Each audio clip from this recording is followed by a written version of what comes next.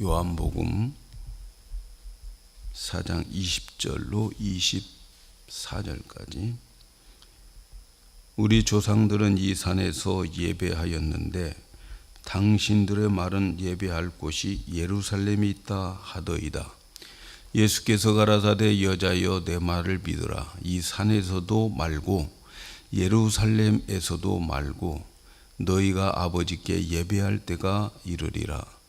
너희는 알지 못하는 것을 예배하고 우리는 아는 것을 예배하노니 이는 구원이 유대인에게서 남이니라. 아버지께 참으로 예배하는 자들은 신령과 진정으로 예배할 때가 오나니 곧 이때라. 아버지께서는 이렇게 자기에게 예배하는 자를 찾으시느니라. 하나님은 영이시니 예배하는 자가 신령과 진정으로 예배할지니라. 아멘.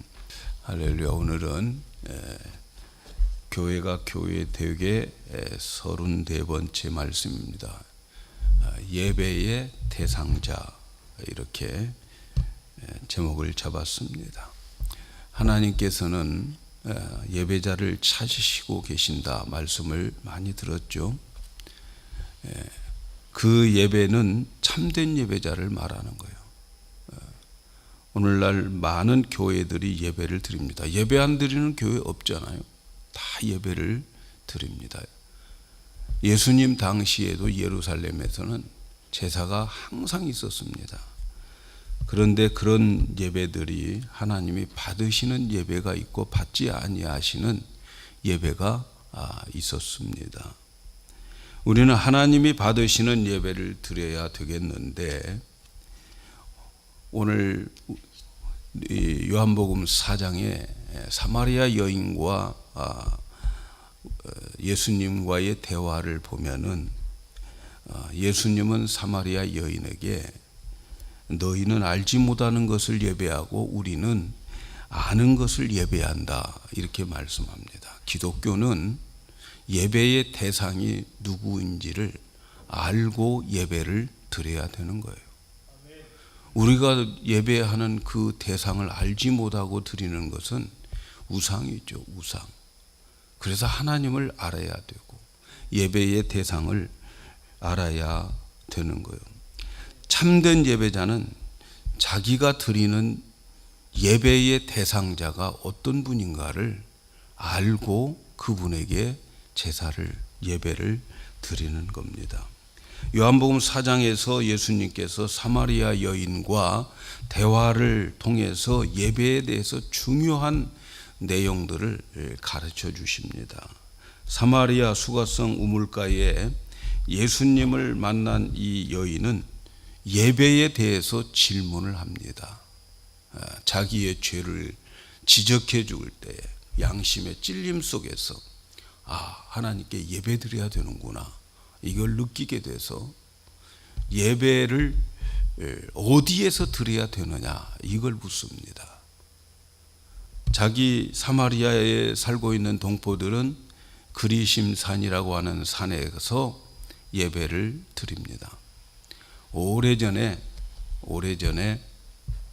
이스라엘이 두 나라로 나누어졌어요. 북쪽 이스라엘, 남쪽 이스라엘, 유다, 이렇게 나눠질 때에 북쪽에 있는 이 사람들은 예루살렘에 가서 예배를 못 드리게 되니까 사마리아에 따로 이제 자기들이 성전을 세워놓고 거기서 예배를 드렸단 말이죠. 그래서 사마리아에 있는 그 사람들, 그 북쪽 이스라엘이 망해버리고 이제 아수르에게 망해버리고, 그 다음 이 사마리아 사람들은 그래도 그 땅에 있으면서 그 그리심산에 가서 예배를 드렸어요. 근데 정통 유대인들은 그게 아니라는 거죠. 예루살렘에 진짜 성전이 있다. 그리고 사실 성전이 예루살렘에 있었어요. 그래서 그 사람들은 예루살렘에 와서 제사를 드려야 진짜 제사다, 이렇게 서로 장소를 놓고 그들은 신경을 쓰고 있는 거죠. 이때에 예수님께 묻는 거지요. 우리가 어디 가서 예배를 드려야 되느냐, 이렇게 묻게 되는데 예수님의 대답은 그리심산도 아니고 예루살렘도 아니다 이렇게 말씀드립니다. 예수님께서 말씀하시는 것은 장소나 조건이나 어떤 형태나 순서 이런 문제가 예배의 문제가 아니라고 말씀하는 거죠.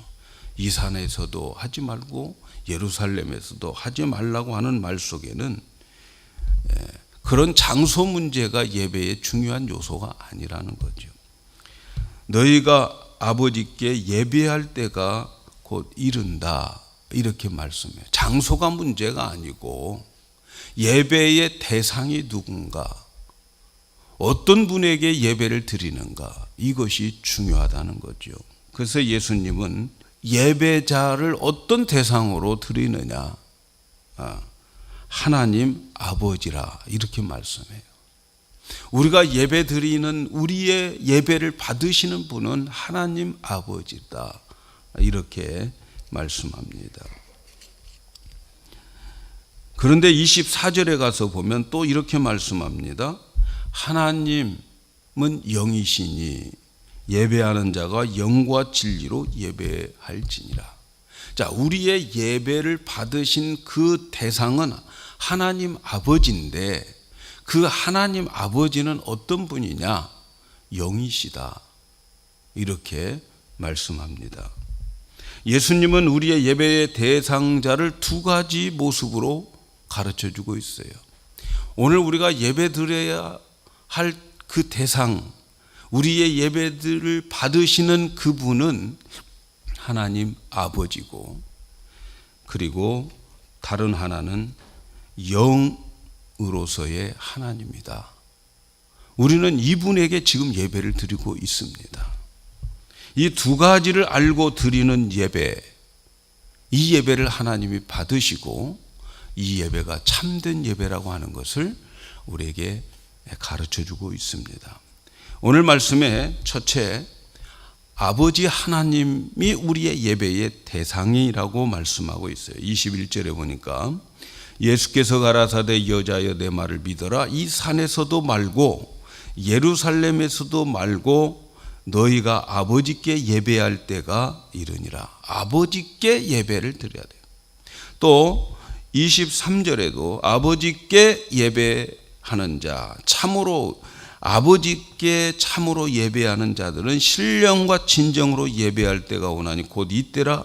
아버지께서는, 예배를 받으시는 아버지께서는 이렇게 자기에게 예배하는 자를 찾으시니라 이렇게 말씀해요. 여기에 아버지라고 하는 말이 나와요. 아버지. 많은 사람들이 여기에 나오는 아버지에 대해서 이해가 많이 부족해요. 오해도 많이 합니다. 우리의 예배의 대상자 아버지, 그 아버지에 대한 오해를 많이 하고 있어요. 여기에서 예수님이 말씀하시는 아버지는 결론적으로 말하면 삼위일체 하나님을 가리키는 거예요. 삼위일체 하나님. 우리가 예배 드릴 때 아버지께만 드린다? 이렇게 그냥 생각 없이 읽어가면, 배우지 않고 그냥 지나가면 그 아버지에게 우리가 예배를 드리고 있구나 이렇게 생각할 수 있어요. 보통 우리가 하나님과 관련하여 아버지라고 하는 용어를 볼 때에 즉시 우리들의 마음속에 생각이 나는 게 뭐예요? 우리를 사랑하시는 아버지, 전능하신 하나님, 이런 하나님 아버지를 생각한단 말이죠. 우리의 하나님 아버지는 사랑하시고 또 영원히 계시고 개인적인 아버지 하나님으로 생각하면서 예배를 드릴, 어쩌면 오늘 예배 드리는 여러분의 마음속에 그런 아버지로 예배를 드리고 있는지 모르겠어요. 하나님이 우리를 사랑하시고 우리는 그의 자녀라고 하는 것 맞습니다. 사실입니다. 그러나 여기에서 예수님의 말씀하시는 아버지의 의미는, 예수님의 강조하시는 아버지는 다른 아버지예요. 요한복음 4장에서 예수님이 강조하시는 아버지는 삼위일체 되시는 하나님을 칭호하는 아버지예요. 좀 어렵지만 이해가 되기를 축복합니다. 우리가 믿는 하나님은 삼위일체 하나님이죠. 아버지 하나님, 아들 하나님, 성령 하나님, 세 인격을 가지시면서 동시에 이분은 하나님, 너무너무 신비한 하나님이죠. 그래서 삼위일체 하나님이라고 그러는데, 예수님께서 아버지께 예배한다고 하는 의미는 이 삼위일체적인 하나님의 의미에서 아버지로 불려지는 아버지예요. 예수님의 말씀하시는 아버지는 삼위일체 내에서 그분의 본질적인 관계를 언급하고 계시는데, 좀 어려운 말이지만 여러분 좀 잘 귀담아 들어보시기를 바랍니다. 여기서 예배하는 자들이 주의 깊게 생각해야 될 것이 있습니다. 여기서 말하는 하나님은 모든 인류의 아버지가 아니란 말이죠. 우리가 예배드리는 우리의 예배를 받으시는 하나님, 그 하나님은 모든 인류의, 자유주의들이 말하는 모든 인류의 아버지가 아니에요. 우리의 예배를 받으시는 하나님은 우리의 아버지가 아니고 성자 예수의 아버지였어요. 여러분, 우리의 아버지와 성자 예수의 아버지가 뭐가 달라요? 여러분, 우리 하나님을 아버지라고 부르고 있는 우리와 예수님의 아버지라고 말하는 그 아버지와 다를 바가 뭐가 있어요? 달라요, 여러분. 뭐가 다르냐? 예수님이 말씀하시는 아버지는 예수님과 본질적으로 똑같은 그러한 아버지예요. 예수님과 아버지가 똑같은 본질의 아버지예요. 그 성자 예수님과 성부 예수님은 똑같은 본체예요. 본체. 하나님 아버지, 아들 하나님 똑같은 한 하나님이에요. 예수님이 아들이고 하나님은 아버지라고 하는 것은 본질이 똑같아요. 그래서 여기서 예수님이 말씀하시는 아버지 하나님은 바로 자신과 똑같은 하나님이라는 거예요. 그런데 저와 여러분이 부르는 하나님, 오늘 우리가 아버지 하면서 기도하는 그 하나님은 하나님과 나와는 본질이 같지 않아요, 여러분. 이해가시면 아멘. 이해가 가셔야 됩니다, 여러분. 이걸 이해해야 예배가 예배되는 거예요. 예수님이 말씀하시는 그 아버지, 똑같은 하나님이지만 예수님이 강조하는 것은 예수님과 하나님이 하나 입장에서 아버지입니다. 본질이 똑같아요. 우리가 부르는 아버지는 그 하나님 아버지 맞지만, 그러나 예수님을 통해서 아버지가 된 하나님이죠. 예수님을 통해서. 예수님은 아들이고 하나님은 아버지라고 하는 뜻은 이들이 아버지의 혈통을 이어가고 아버지에게 복종하는 그런 관계가 아니라 삼위일체적인 관계에서 하나님의 본질상 동일한 분이라고 하는 것을 말씀하는 거죠. 여기서 예수님이 말씀하신 하나님은 우리 하나님 아버지의 의미에서 말씀하지 않고 신성과 그 본질이 예수님과 하나님은 동일하신 분이에요. 이해 가십니까? 주여. 성경을 보면 예수님은 하나님을 언급할 때에 하나님과 나는 하나다, 그런 말씀들을 많이 언급합니다. 대표적인 말씀을 보면 요한복음 10장 29절에 이하에 보니까 저희를 주신 내 아버지는 만유보다 크심에 아무도 아버지의 손에서 빼앗을 수 없느니라. 나와 아버지는 하나라 하신데 유대인들이 다시 돌을 들어 치려 하거늘 예수께서 대답하여 내가 아버지로 말미암아 여러 가지 선한 일을 너희에게 보였거늘 그 중에 어떤 일로 나를 돌로 치려 하느냐. 유대인들이 대답하되 선한 일을 인하여 우리가 너를 돌로 치려는 것이 아니라 참남함을 인함이니 내가 사람이 되어 자칭 하나님이라 하도다. 예수님이 하나님과 나는 하나다. 이건 유대인들에게 정말 돌마다 죽을 일이거든요. 근데 예수님은 하나님과 나는 하나라는 거예요. 지금 예수님이 아버지께 예배해야 된다라고 하는 그 아버지는 본질상 신성이 예수님과 아버지가 하나인 거예요. 또 요한복음 14장 16절 이하에 보면 예수께서 가라사대 내가 곧 길이요 진리요 생명이니 나로 말미암지 않고는 아버지께로 올 자가 없느니라. 너희가 나를 알았다면 내 아버지도 알았으리로다. 이제부터는 너희가 그를 알았고 또 보았느니라. 빌립이 가로되 주여 아버지를 우리에게 보여주소서. 그러면 족하겠나이다. 예수께서 가라사대 빌립아 내가 이렇게 오래 너희와 함께 있으되 너희가 나를 알지 못하느냐. 나를 본 자는 아버지를 보았거늘 어찌하여 아버지를 보이려 하느냐. 나는 아버지 안에 있고 아버지는 내 안에 계신 것을 내가 믿지 아니하냐. 내가 너희에게 이르는 말이 스스로 하는 것이 아니라 아버지께서 내 안에 계셔서 그 일을 하시는 것이라. 내가 아버지 안에 있고 아버지께서 내 안에 계심을 믿으라. 그렇지 못하거든 행하는 그 일을 인하여 나를 믿으라. 예수님께서 빌립이 아버지 보여달라고 하니까 나 보았으면 아버지 보았다는 거죠. 나 보았으면 아버지 비슷한 아버지 볼 수 있다가 아니에요. 나 보았다면 아버지 그대로 본 거라는 거죠. 예수님 보았으면 아버지 그대로 본 거예요. 예수님과 아버지를 예수님은 동일시하고 계시는 거예요.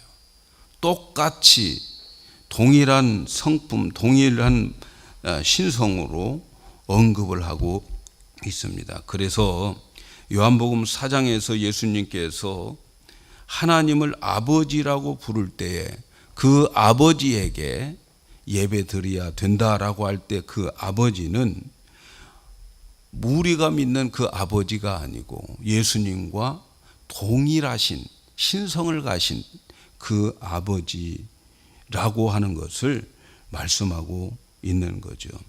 그러므로 예수님께 예배하는 것은 곧 아버지께 예배하는 거고 아버지께 예배하는 것은 곧 예수님을 예배하는 거라는 거죠.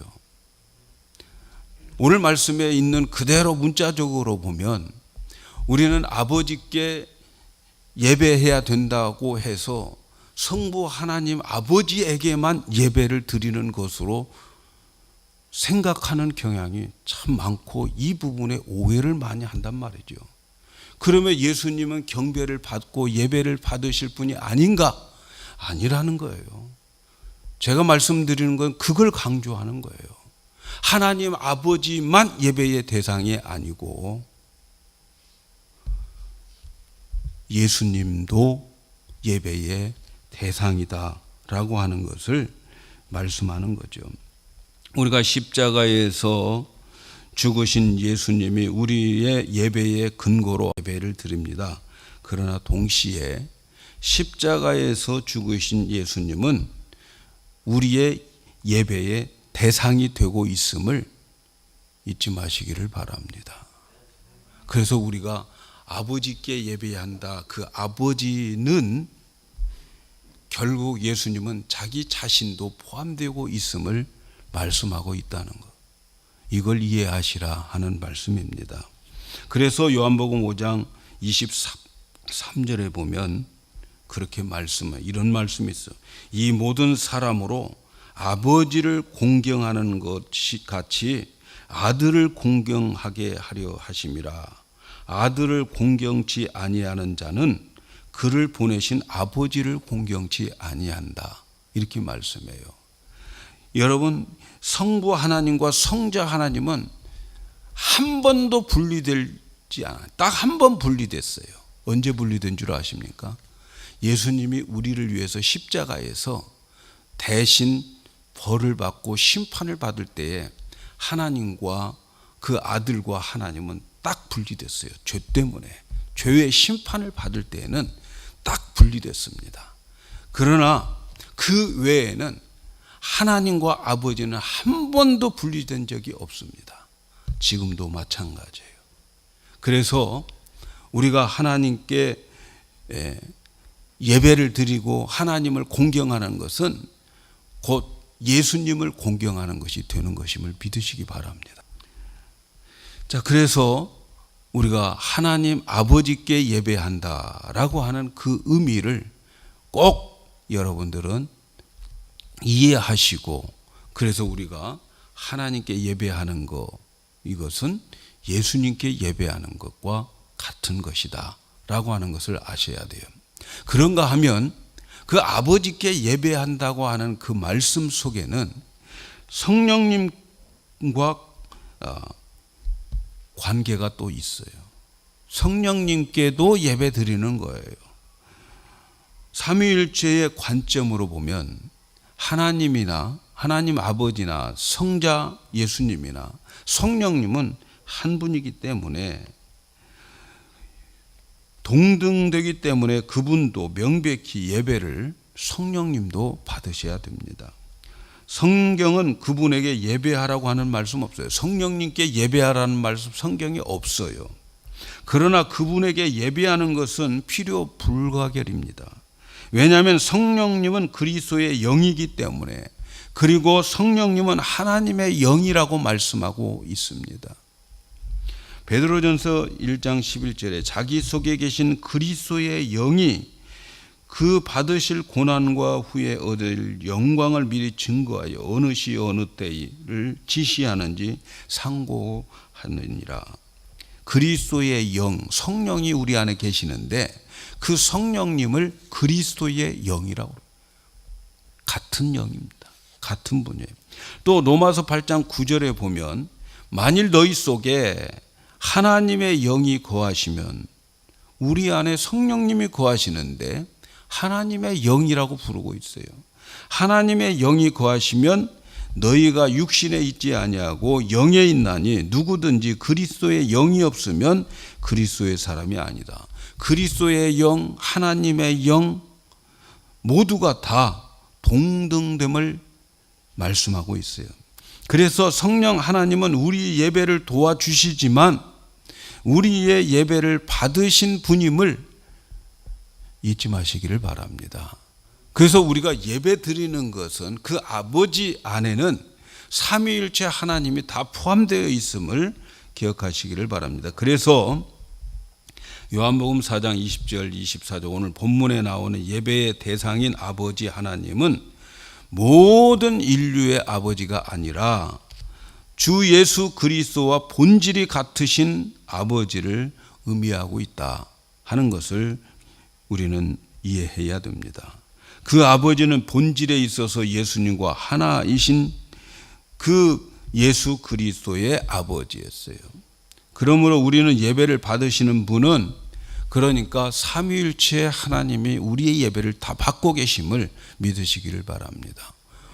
왜 제가 자꾸 이 말을 강조하냐면, 어떤 사람들은 오늘 4장에 있는 요한복음 4장에 있는 이 내용을 가지고 이 내용을 알고 있기 때문에 우리는 아버지께 예배를 드리는 것이다 라고 해서 우리의 예배의 대상자는 아버지라고만 생각을 하는 거죠.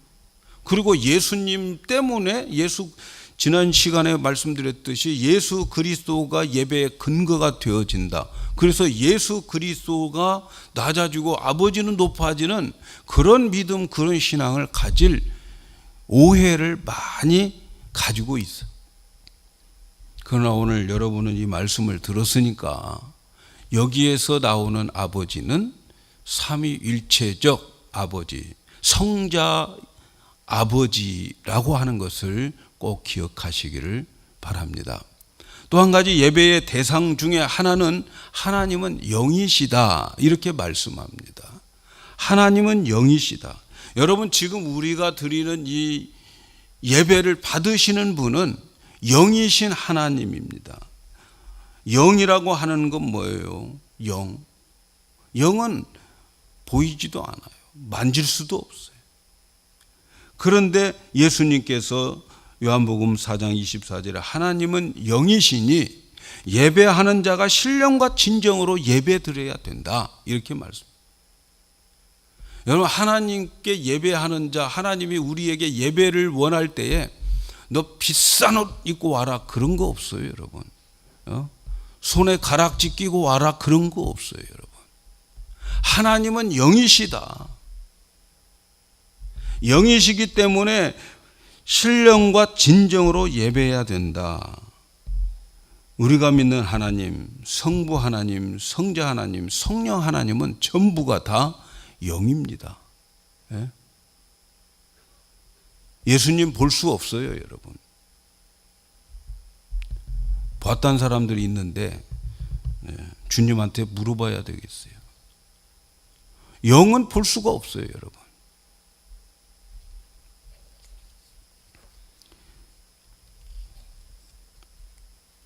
우리의 예배 대상은 영으로 계신 분이에요. 하나님은 영광스러운 영임, 영광스럽고 거룩한 영입니다. 깨끗한 영이죠. 보이지 않아요. 영 만질 수 없어요. 그러나 존재합니다. 눈에 보이지 않지만 영의 흔적은 우리는 얼마든지 볼 수 있어요. 영의 흔적은. 예수님께서 니고데모라고 하는 아주 잘 나가는 관원이 예수님께 와서 어떻게 하면 영생을 얻을 수 있습니까? 거듭남에 대해서 예수님이 말씀해 주시는 거예요. 거듭나야 된다. 아니 어떻게 우리가 다 이렇게 육체로 이렇게 성장했는데 어떻게 또 우리가 다시 태어납니까? 어머니 뱃속에 들어갔다가 또 나와야 되는데. 예수님께서 말씀하죠. 사람으로는 못하지만 성령께서는 하신다. 그러면서 성령에 대해서 이렇게 설명을 했어요. 바람이 불어요. 바람이 불고 바람 소리를 듣고 바람이 지나가는 흔적들을 우리가 볼 수 있지만 그 바람이 어디서 오고 어디로 가는지 우리는 눈에 볼 수가 없다. 성령의 역사가 그런 거다. 영의 역사가 그런 거라는 거죠. 영이 우리에게 왔을 때에 그 영의 흔적, 바람이 불고 사람이 변화되고 꼬꾸라지고 이런 것들, 마음이 감동되어지고 이런 것들은 느끼지만 영이기 때문에 볼 수가 없어요. 바람 소리 듣지만 볼 수가 없는 것처럼 하나님이 하시는 것을 눈으로 똑똑히 보고 있는데도 우리 눈으로는 그 흔적은 볼 수 있지만 정작 하나님은 볼 수 없다는 거죠. 존재는 하지만 흔적과 일하심의 흔적은 우리가 보지만 눈으로는 못 봐요. 여러분, 하나님이 영이시다고 하는 것, 지금 우리 이 안에 하나님이 와 계시고 하나님의 영이 여기 우리 예배에 임재하고 계시지만 여러분 우리는 몰라요. 그러나 여러분 각자는 알아요. 지금 하나님께 예배하는 이 순간에 여러분의 마음에 성령의 하나님의 그 일하심이 지금 나타나고 있는 거예요. 나타나고 있어요. 그래서 하나님은 볼 수가 없어요. 예수님도 이제는 승천하셔서 우리가 볼 수가 없어요. 그런데 그 예수님의 흔적을 뭘로 봐요? 예수님이 말씀하셨죠. 인자가 그 이전의 말씀으로 가면 너네들 어떻게 할 거냐 제자들에게 물었어. 그러면서 하시는 말씀이 내 말이 영이고 내 말이 생명이다 그랬어요. 여러분, 예수님은 볼 수 없지만 예수님의 말씀은 우리가 언제든지 대할 수 있습니다, 여러분. 오늘 이 시간에도 여러분은 이 예수님의 말씀을 지금 듣고 있잖아요. 그 말이 영이라는 거예요. 그 말이. 그래서 영적인 세계에서는 지난 수요일 날 말씀드렸죠. 영적인 세계의 원리는 반드시 말씀 가지고 일하시는 거예요. 말씀 가지고. 믿습니까? 말씀 가지고. 그래서 그 말씀으로 우리에게 하나님의 보이지 않는 하나님의 흔적을 보여주는 거예요. 여러분들이 하나님의 말씀을 붙잡고 여러분들이 그 말씀을 순종할 때 운동력이 생긴다고 그랬어요. 그 운동력이 생기면 보이지 않는 것이 보여지는 거예요. 나타나는 거예요. 형체가 있는 거예요. 그래서 지난 수요일 날 말씀드렸듯이 말씀이라고 하는 것은 여러분 이 시간에 씨앗을 하나 받는 거예요. 수박씨를 받는 거죠. 그 수박씨 속에 수박이 있음을 믿으셔야 되는 거예요. 수박씨 속에 수박을 볼 수 있는 게 믿음인 거죠. 하나님의 말씀을 우리가 받았을 때는 씨앗으로 알갱이로 받아요. 그러나 그 씨앗을 가지고 움직일 때에 그 씨앗 속에 있는 형체가 나타나는 것. 이게 영적 원리인 거예요. 그러므로 여러분 보이지 않는 하나님을 눈으로 보면서 믿으려고 하지 마세요. 하나님은 영이십니다. 또한 하나님이 영이라고 하는 것은 하나님을 절대로 어떤 형상으로 만들 수 없다는 거죠. 하나님을 어떤 형상으로 전락시킬 수가 없다는 거죠. 이사야 40장 18절에 보면 그런즉 너희가 하나님을 누구와 같다 하겠으며 무슨 형상에 비기겠느냐. 무슨 형상에 비기겠느냐. 무슨 말씀입니까? 어느 누구도 하나님의 영적인 특징을 다룰 수 없다는 거죠. 하나님이 영이시다고 하는 것은 여러분 인간의 어떤 상상력을 동원해서 이것이 하나님이다라고 만들어낼 수가 없다는 것을 말씀하는 거죠. 영이신 하나님은 어떤 형상으로 만들어낼 수가 없어요. 우리가 믿는 하나님은 영이시기 때문에 보이지 않습니다. 보이지 않는 하나님을 여러분 자꾸 보여달라고 하면 사탄이 틈탑니다. 사탄이 틈타서 엉뚱한 것 가지고 엉뚱한 환상 보여주면서 이게 하나님이라고. 그래서 이단이 생기는 거예요. 그래서 신앙생활에 있어서 헷갈리는 거예요. 사탄 틈타지 않도록 말씀을 믿으시면 됩니다. 내 말이 영이요 생명이라고 말씀하셨어요. 그래서 하나님의 형상 이것은 볼 수 없음을 여러분 꼭 기억하시고 또 하나님의 형상은 어떤 형체로 전락될 수가 없어요. 하나님의 영이시다고 하는 것은 시간과 공간을 초월한다는 거죠. 하나님 영이시기 때문에 시간과 공간 제한이 될 수가 없어요. 그래서 여기서도 저기서도 예배 드리지 말라는 거예요. 하나님은 영이시니까 어느 곳에서든지 하나님은 계시기 때문에 하나님은 시간과 공간을 충만하게 채울 수 있는 분이기 때문에 여기저기 장소와 상관이 없다는 거예요. 이 말씀은 우리가 하나님 앞에 나가는 것은 영으로 하나님께 나가야 된다는 거예요. 영으로. 우리의 영으로 하나님께 예배를 드려요. 여러분 우리의 영이 뭡니까? 나의 영이 뭐예요? 여러분 우리 믿는 사람들이 영영, 영혼, 영영 이런 말을 하는데 그 영이 뭡니까?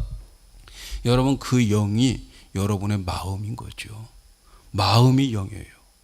이 마음, 예수 믿고 생긴 마음은 거듭난 마음이고 이 마음은 예수님의 마음과 같은 마음인 거예요. 그것이 영인 거예요. 그 마음으로 예배를 드리는 거예요. 우리가 하나님께 나와 예배하는 그것은 이 마음, 그리고 그 마음을 다른 말로 말하면 내 의식인 거예요. 의식. 의식이 내 영인 거예요. 여러분 죽으면 육체는 다 그대로 그냥 땅에 흙으로 돌아가요. 그러나 여러분 우리의 마음과 의식은 그대로 있는 거예요. 그대로 영원히 가는 거죠. 하나님께 그게 가는 거예요. 영이신 하나님 만나러 이 영이 가는 거예요. 영이 가는 거. 여러분 이것이 우리의 마음이란 말이죠. 이 우리의 영인 거예요. 그래서 우리가 하나님 앞에 예배 드릴 때에 마음을 드리는 거예요. 마음을. 오늘 여러분 하나님께 예배 드릴 때에 여러분의 마음을 드려야 되는 거죠. 이 마음을 드리기 위해서 헌금이 필요한 거예요. 왜? 물질이 있는 곳에 마음이 있다고 그랬기 때문에 우리의 마음이 있는 그곳에 물질도 따르게 되어 있는 거예요. 그래서 구약에 제사를 드릴 때는 반드시 제물을 하나님이 요구했는데, 하나님이 무슨 갈비 먹고 싶어서 수염소 가지고 그랬겠어요? 수양 가지고 오라고 그랬겠어요? 그걸 가지고 오는 자의 마음 보기 위한 거였어요. 마음 보기 위한 거. 그래서 우리가 영으로 하나님께 나가야 하나님은 우리에게 영으로 역사하신 거예요. 그래서 우리가 하나님께 영으로 예배할 때에 하나님을 만날 수 있는데 영의 작용이 일어나야 되는 거예요. 이 시간에 우리가 하나님께 예배를 드립니다. 예배를 드릴 때에 하나님께서 우리의 마음을 터치하셔가지고 내 마음속에 어디서도 경험하지 못한 그러한 독특한 마음을 경험해야 되는 거예요. 이것이 성령의 임재라고 하는 것입니다. 하나님의 임재가 있는 예배라는 거예요. 이 시간 하나님의 말씀을 들으면서 여러분의 마음속에 아무 요동 없고 몸은 여기 있지만 마음이 다른 데에 있다면 성령의 역사가 일어나지 않는 거죠. 그래서 영으로 드려지는 예배는 성령의 도움이 필요합니다. 성령님이 우리에게 임하실 때 우리에게 독특한 감동을 주고 독특한 감동이 넘쳐요. 세상에서 맛볼 수 없는 그런 이상한 마음이 우리에게 지금 있어져야 되는 거예요. 어디서도 완전한 이 만족, 이 채울 수 없는 이 영혼의 만족, 지금 예배 드리면서 여러분의 마음에 평강이 막 넘치고 내 마음속에 뭔가 지금 꿈틀거리고 있는 그런 느낌들을 받으셔야 되는 거예요. 그래서 세상과 나는 간 곳 없고 오직 구속한 주만 보이도다, 이런 고백들이 예배 시간에 나오는 거예요. 예배 시간에. 하나님이 영이시라고 하는 것은 하나님 안 계신 곳이 없다는 거죠. 그래서 여러분, 어느 곳에 가도 우리는 예배를 드리는 삶을 살아야 돼요. 여러분, 이제 예배 마치고 여러분이 집으로 돌아가고 일주일 동안 직장에서 또 사업장에서 가정에서 학교에서 여러분들이 그곳에서 얼마든지 예배의 자리가 될 수 있다는 거, 하나님과 교제하고 하나님의 은혜를 오늘 여기서 받을 수 있는 그 은혜를 여러분이 어느 곳에 가서든지 받을 수 있다는 거예요. 그래서 로마서 12장 1절에 보면, 그러므로 형제들아 내가 하나님의 모든 자비하심으로 너희를 권하노니 너희 몸을 하나님이 기뻐하시는 거룩한 산 제사로 드리라. 이는 너희 드릴 영적 예배니라. 여러분이 어느 곳에 가든지 그 삶 자체가 하나님께 드려지는 예배가 될 수 있다는 거예요. 왜? 하나님은 영이시기 때문에, 그 영은 어느 곳에든지 계시기 때문에. 그래서 직장에 가 있지만 그 직장에서 돈만 버는 게 아니고 직장이 바로 나의 예배 처소가 될 수 있고, 그곳에서 얼마든지 하나님이 이 예배 때 우리에게 부어주시는 은혜를 받을 수 있다는 것을 말씀하고 있는 거죠. 우리의 삶 자체가 살아있는 예배가 되어야 된다는 거예요. 사랑하는 여러분, 우리는 오늘 교회에 나왔습니다. 그러나 우리의 예배는 영적 예배가 되어야 돼요. 몸으로 드리는 것이 아니고 마음과 정성을 다하여 드려지는 예배가 되어야 돼요. 하나님의 거룩하신 영을 가지신 분입니다. 그래서 우리는 먼저 거룩해져야 돼요. 예배 드리기 전에 거룩해져야 돼요. 어떻게 거룩해져야 돼요? 우리는 일주일 동안 살면서 손발이 다 더러워졌어요. 예수님께서 전체 몸은 다 씻을 필요는 없지만 손발은 씻어야 된다고 말씀하는 게 뭐예요? 살아가면서 나의 큰 죄는 다 용서되었지만, 그러나 살아가다 보면, 세상의 세속에 살다 보면, 지나가다 보면 죄가 내게 묻게 된단 말이죠.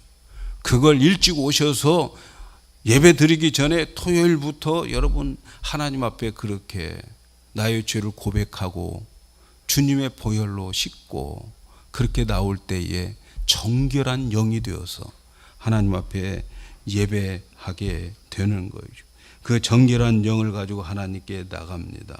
그러면 하나님께서 우리의 삶에 하나님의 놀라운 예배의 축복을 허락해 주십니다. 우리가 영으로 예배하는 삶으로 인해서 하나님의 보좌에서 어느 곳에 가든지 그 생수가 넘쳐 흘러나옵니다. 하나님의 보좌에서 나오는 생수는 어느 곳에 가든지 어느 곳에 가서 닿기만 하면 회복되고 살아나는 놀라운 역사가 있게 되는데, 이것이 바로 예배의 회복입니다. 예배가 회복되면 그 어두웠던 그 에스겔의 그 시절이 다시 회복되어지는 것처럼 우리의 삶에 회복됩니다. 저는 여러분이 예배가 회복되어서 정말 우리들의 이 땅, 나의 이 살고 있는 삶의 터전들이 좀 더 다시 더 업그레이드되고 회복되어지는 그런 은혜가 있기를 축복합니다. 예배의 회복, 우리의 삶의 회복인 것을 믿으시기를 바랍니다.